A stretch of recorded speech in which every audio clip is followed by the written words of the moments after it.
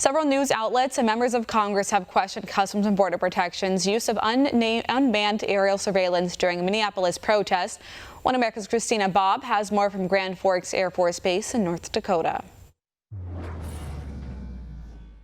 Customs and Border Protection has used unmanned aerial surveillance since 2004 to eliminate surveillance gaps at the border. Congress has appropriated funds for aerial surveillance nearly since the advent of the Department of Homeland Security, which was developed in the wake of September 11th.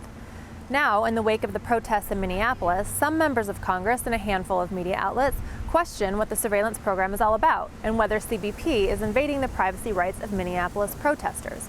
I met with CBP leadership to learn more and ask them about CBP's roles in the Minneapolis protests.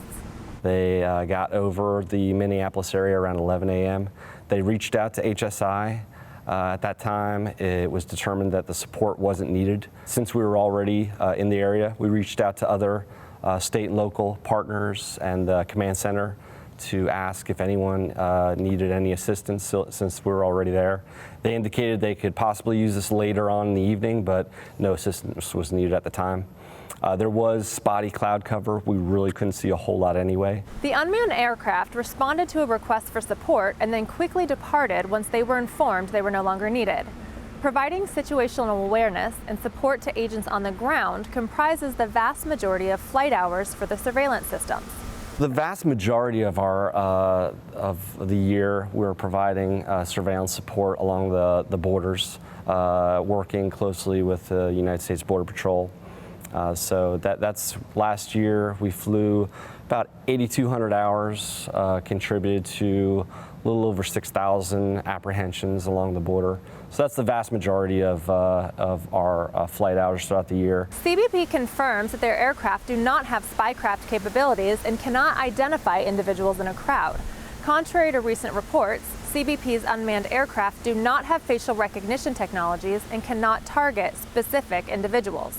So we fight the legend of the all-seeing, all-knowing predator all the time. The camera system does give us the ability to determine the number of people, rough types of movements, direction of movement. It also is able to tell us vehicle follows we do with the camera system. We can tell if it's a pickup truck or a sedan, but what we can't tell you is that a Ford or a Chevy pickup truck. We can't tell you what the license plate is. We are unable to collect any information identifying an individual. We don't get any individual characteristics. We don't have facial recognition technology. We don't have license plate readers. We're unable to provide that level of detail.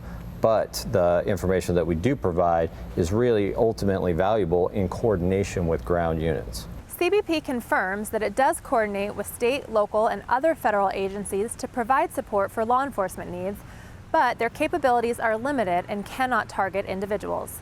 I'm Christina Bobb for One America News, Washington. Want to see more videos like this? Click on the link below and subscribe to One America News on YouTube, and call your cable provider and kindly demand that One America News is added to your lineup. Call and subscribe today.